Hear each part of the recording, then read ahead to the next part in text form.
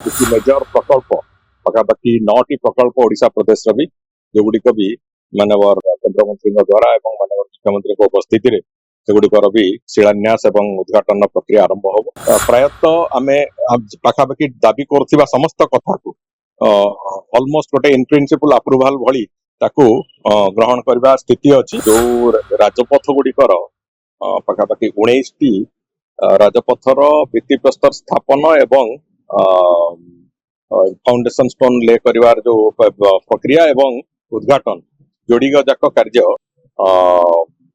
पाखापाखि 19टी प्रकल्पर होउची 19टी बड़ प्रकल्पर एवं ता बादे आउ गुड़िए जोड़िक आमे डिमांड करथिलु पाखापाखि 9000 कोटी टंकार नुआ प्रकल्प ओडिशा प्रदेश को आसु बोली आमे ए चलित वर्ष आमे केंद्र सड़क परिवहन विभाग पाखरे आमे पाखापाखि 28,000 कोटी टंकार एक डिमांड तांको पाखरे रखिचु जोथरु कि अन्यून 9,000 कोटी टंकार एक डिमांड एथर संभावना अछि जे कार्यक्रम रे तार संभावना को देखिकी माननीय मंत्री से कथा बाबद सम्मति दबार संभावना अछि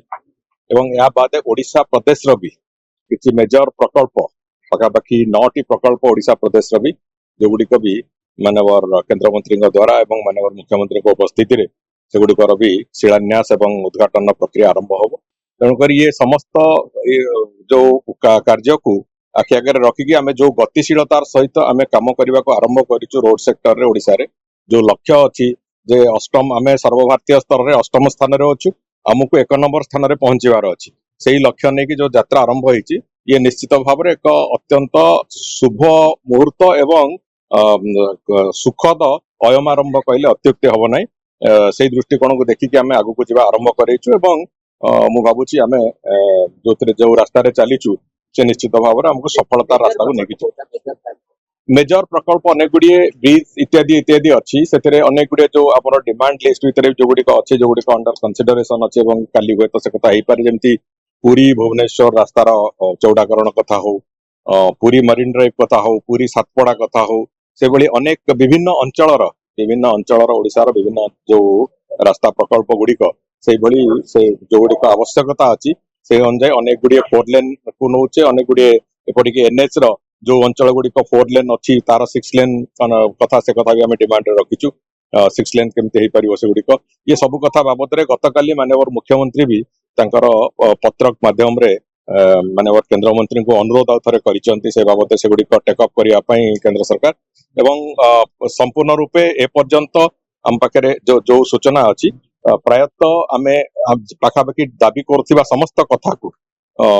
ऑलमोस्ट गोटे इन प्रिंसिपल अप्रूवल भली ताकू ग्रहण करबा स्थिति अच्छी एवं काली आसंता काली शिलान्यास आ उद्घाटन भितर अनेक गुड़िए नुआ संभावनार कथा माननीय केंद्र मंत्री भी आज सूचना गोपालपुर दीघा तो सेटा नथला सेटा रामेश्वर ठू दीघा पर्यंत से रास्तार परिवर्तित रूप थिला से रास्ता बाबद रे एबे तार तो financial approval Aichi administrative approval pending अछि से दृष्टि टेंडर भरिका तार जो प्रक्रिया टेंडर प्रक्रिया आ सामान्य विलंबित होईची किंतु सेटा एवं जोटा टेंडर हेई Sarchi capital region ring road ते टेंडर हेई जाईची तार भी आ सामान्य अप्रूवल रो बाकी अछि ए जोड़िए रास्ता को बहुत शीघ्र निश्चित भाव में नेशनल हाईवे आरंभ कर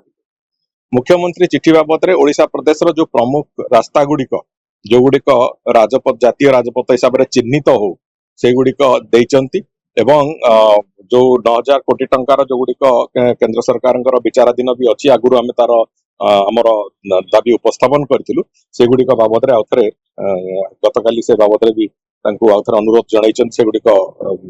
तार स्वीकृति दवाई एवं से बाबद अनेक गुड़िए घोषणा काली से दृष्टिकोण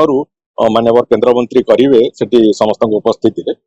से दृष्टिकोण मो कहवा कथा जो अयमारंभ आम करोचु जो डबल इंजिन सरकार